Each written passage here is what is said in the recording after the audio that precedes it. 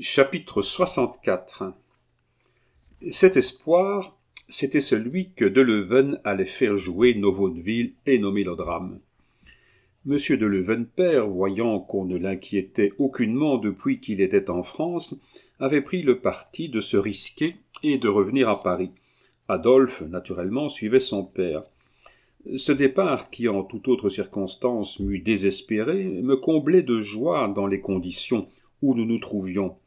Deleven emportait nos chefs-d'œuvre. Nul doute que les directeurs des différents théâtres auxquels ils étaient destinés ne les accueillissent avec enthousiasme.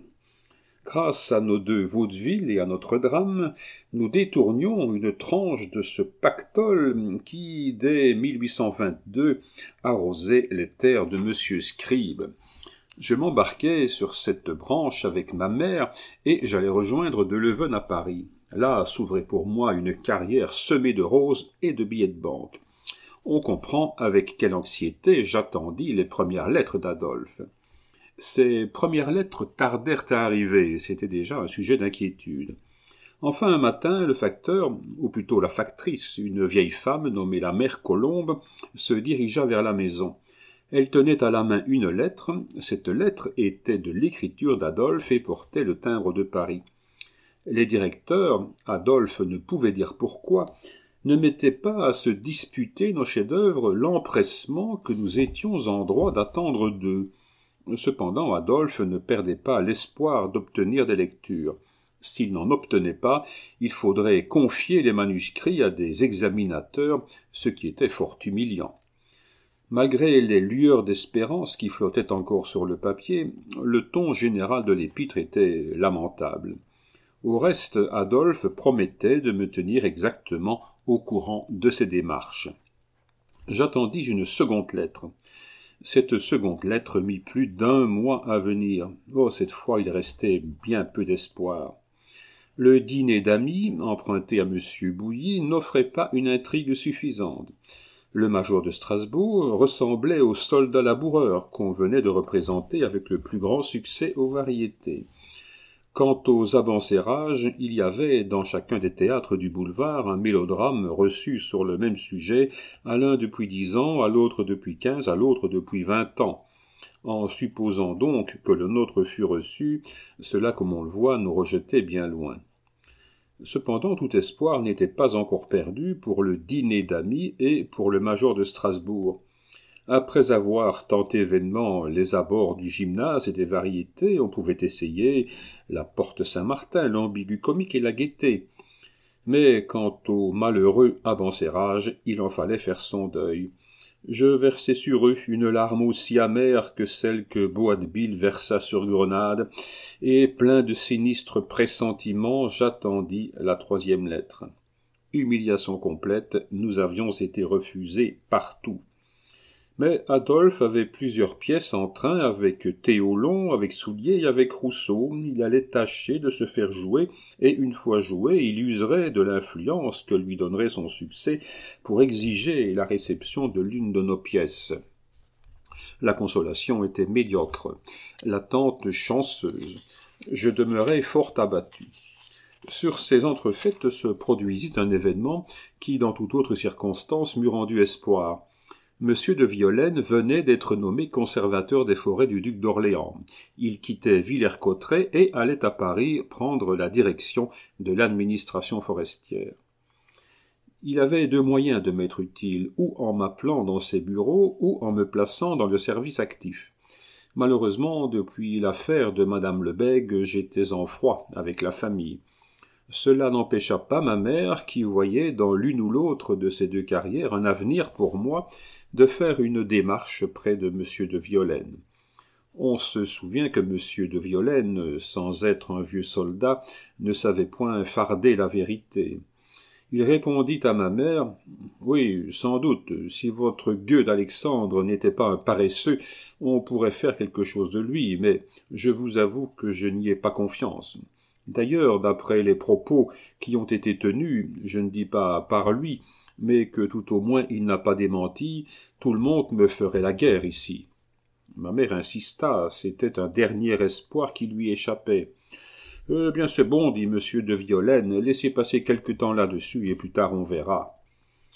J'attendais le retour de ma mère avec la même impatience que j'avais attendu les lettres d'Adolphe. La réponse n'était guère plus satisfaisante. 2 jours auparavant, nous avions reçu une lettre de mon beau-frère, receveur à Dreux. Il m'invitait à aller passer 1 mois ou 2 chez lui. Hélas, nous commencions à être si pauvres que l'économie que devait produire mon absence faisait presque compensation à la douleur que mon départ causait à ma mère. Et cependant, c'était ma première absence. Ma mère et moi ne nous étions jamais quittés que pour ce fameux voyage de Béthisy pendant lequel l'abbé Fortier m'avait donné mes premières leçons de chasse. Et puis il y avait eu aussi de par la ville une autre personne dont il était cruel de me séparer. On devine de qui je veux parler. Quoique notre liaison durât depuis près de 3 ans, y compris une bonne année de surnumérariat, j'aimais toujours beaucoup Adèle, et bien rarement pendant cette époque, presque inouïe dans la vie d'un amour, l'azur de notre firmament avait été troublé par quelques légers nuages. Cependant, depuis quelque temps, la pauvre fille était triste. C'est que, si je n'avais pas encore 19 ans, elle en avait déjà 20. C'est que notre amour, charmant jeu d'enfant, non seulement ne promettait rien à son avenir, mais encore le compromettait. Comme on ne doutait pas de la pureté de nos relations, 2 ou 3 parties s'étaient présentées. Mais soit qu'ils ne lui convinssent pas, soit qu'elle en fit le sacrifice à nos amours, Adèle les avait refusés. Ne lui arriverait-il pas le même désappointement qu'à certains hérons de notre connaissance, notre compatriote presque? Après avoir méprisé perche, carpe et anguille, ne serait-elle pas forcée de souper avec quelques grenouilles? La perspective n'était pas joyeuse, de là venait sa mélancolie. Pauvre Adèle! Je compris que ce départ, qui était urgent pour moi, était nécessaire pour elle. Nous pleurâmes beaucoup, elle plus que moi, et c'était tout simple qu'elle versât plus de larmes devant être consolée la première. Mon départ fut donc arrêté. C'était vers le mois de juillet 1822. Seulement, je me gardais encore 8 jours et 8 nuits, une dernière semaine de bonheur, car mes pressentiments me disaient que cette semaine, c'était la dernière. Le moment vint, il fallut partir. Nous nous jurâmes de ne pas nous oublier 1 heure, nous nous promîmes de nous écrire au moins 2 fois par semaine. Hélas, nous n'étions pas assez riches pour nous permettre le luxe d'une lettre par jour. Enfin, nous nous dîmes adieu. Adieu cruel, c'était plus que l'adieu des corps, c'était l'adieu des cœurs. Comment allais-je de Villers-Cotterêts à Dreux? Expliquez cela. Moi qui me rappelle les moindres détails de ma jeunesse, de mon enfance même, il me serait impossible de le dire. Il est évident que je passais par Paris, puisque c'est la route directe, mais comment ne me souviens-je pas d'être passé à Paris? M'y suis-je ou non arrêté? Y ai-je ou n'y ai-je pas vu Adolphe? Je n'en ai pas la moindre mémoire. Je sais que je quittais Villers-Cotterêts et que je me trouvais à Dreux. Si quelque chose pouvait me distraire de ma préoccupation, c'était ce séjour près de ma sœur et de mon beau-frère. Victor, je l'ai déjà dit, était charmant, plein de verve, de mots, d'inattendus, mais hélas, j'avais dans le cœur 2 vides qu'il était bien difficile de combler. Je restai 2 mois à Dreux, j'y ouvris la chasse. On m'avait raconté l'histoire d'un lièvre à 3 pattes, espèce d'animal enchanté que tous les chasseurs avaient vu, que tous les chasseurs connaissaient, que tous les chasseurs avaient tiré, mais après chaque coup de fusil, le drôle secouait ses oreilles et n'en courait que mieux. Ce lièvre était d'autant plus connu, je dirais presque d'autant plus populaire, qu'il était à peu près le seul de tout le territoire. Nous n'avions pas fait, le 1er septembre, 1/4 de lieue hors de la maison, qu'un lièvre me part. Je le mets en joue, je tire, il roule. Mon chien me le rapporte, c'était le lièvre à 3 pattes. Les chasseurs de Dreux se réunirent pour me donner un grand dîner. La mort de ce lièvre fantastique et quelques coups doubles sur des perdrix rouges me firent, dans le département d'Eure-et-Loir, une réputation qui dure encore aujourd'hui. Cependant, tous ces honneurs rendus, quoiqu'ils touchassent à l'apothéose, ne purent me faire rester au-delà du 15 septembre. Les lettres d'Adèle étaient devenues de plus en plus rares, enfin, elles avaient cessé tout à fait. Le 15 septembre, je partis. Par où, comment, passai-je par Paris? Je ne me souviens pas plus du retour que du départ. Je me retrouve à Villers-Cotterêts, en face de ces mots qui saluent mon arrivée. « Ah, tu sais qu'Adèle d'Alvin se marie ?» Non, je ne le savais pas, mais je m'en doutais, répondis-je.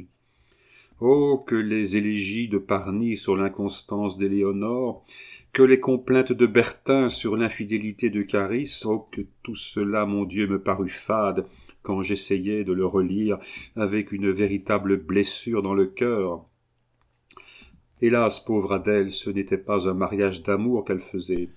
Elle épousait un homme qui avait plus du double de son âge. Il avait vécu longtemps en Espagne et en avait rapporté une petite fortune. Adèle faisait un mariage de raison. La nuit même de mon retour, je résolus de revoir Adèle. On sait de quelle façon j'entrai. Je fis, comme d'habitude, glisser le peigne dans la serrure, j'ouvris la porte, je retrouvai Mufti qui me fit une telle fête qu'il faillit me dénoncer par sa joie. Puis, le cœur bondissant comme jamais, il n'avait bondi, j'escaladai le mur et franchis les 2 haies. Je faillis me trouver mal en me revoyant dans le jardin. Je m'appuyai contre un arbre et je repris ma respiration. Puis je m'acheminai vers le pavillon. Mais à mesure que je m'approchais et que je pouvais distinguer dans l'obscurité, je sentais mon cœur se serrer. Les contrevents, au lieu d'être fermés, étaient tout grands ouverts. La fenêtre, au lieu d'être close, était entr'ouverte. Je vins m'appuyer à l'appui de la croisée, tout était sombre à l'intérieur. Je poussai les 2 battants, j'enjambai l'appui. La chambre était solitaire. J'étendis les mains du côté du lit, le lit était vide. Il était évident qu'Adèle avait deviné que je viendrais, qu'elle avait déserté la chambre, en me laissant la facilité d'y pénétrer, pour que son intention me fût bien manifeste. Ah oui, je devinai, je compris tout. À quoi bon nous revoir, puisque c'était fini entre nous? Je m'assis sur le lit, et je remerciai, mon Dieu, de nous avoir donné les larmes nous ayant imposé la douleur. Le mariage était fixé à 15 jours de là. Pendant ces 15 jours, je restai à peu près enfermé à la maison. Le dimanche seulement, j'allais dans le parc, mais au jeu de paume.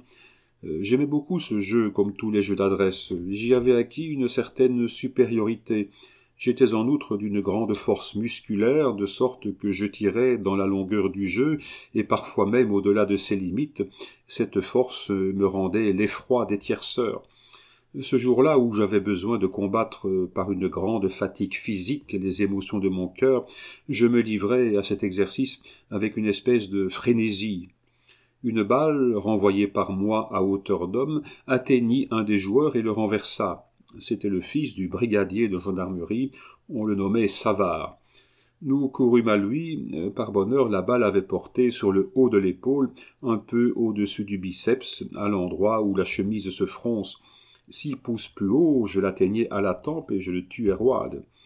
Je jetai ma raquette et je renonçai à la paume. Jamais je n'y ai joué depuis. Je revins à la maison, mais je cherchais une distraction en travaillant.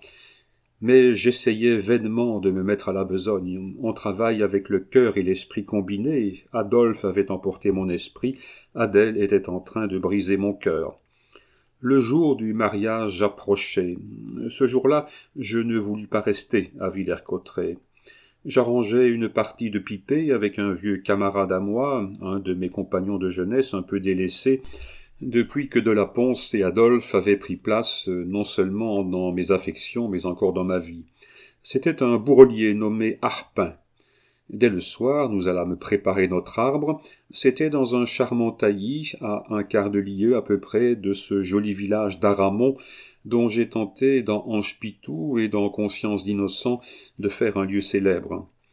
Au pied de cet arbre, dont nous taillâmes toutes les branches pour faire entrer nos gluaux, nous construisîmes une hutte en branchage et nous couvrîmes les branchages de fougères. Le lendemain, avant le jour, nous étions à notre poste. Le soleil, en se levant, éclaira notre arbre tendu et trouva la chasse commencée. Étrange chose, cette chasse à laquelle, plus jeune, j'avais trouvé tant de plaisir, que souvent je passais sans sommeil la nuit qui la précédait, Cette chasse n'avait plus la puissance de distraire mon cœur de l'angoisse qui le serrait. Ô douleur, sublime mystère, dans l'accomplissement duquel l'homme s'élève et l'âme grandit. Douleur sans laquelle il n'y aurait pas de poésie, car la poésie est faite presque toujours d'une part de joie, d'une part d'espérance et de deux parts de douleur. Douleur qui seule laisse ta trace dans la vie, sillon mouillé de larmes où pousse la prière, c'est-à-dire la mère de ces trois nobles filles, de ces trois sœurs célestes qu'on appelle la foi, l'espérance et la charité. Sois bénie par le poète, ô douleur. Nous avions emporté du pain et du vin, nous avions déjeuné et dîné. La chasse était abondante et donnait que c'eût été tout plaisir dans un autre moment. On était arrivé à la fin de la journée, à l'heure où le merle siffle, où le rouge-gorge chante, où les premières ombres descendent avec le silence dans l'intérieur des bois, quand tout à coup je fus tiré de ma rêverie, si l'on peut appeler rêverie ce chaos informe d'une pensée sur laquelle la lumière n'a pas été faite, quand je fus tiré de ma rêverie par le son aigu d'un violon et par de joyeux éclats de rire. Violon et éclats de rire s'approchaient, et je commençais bientôt à entrevoir sous les arbres un ménétrier et une noce venant d'Aramon et allant à Villers-Cotterêts.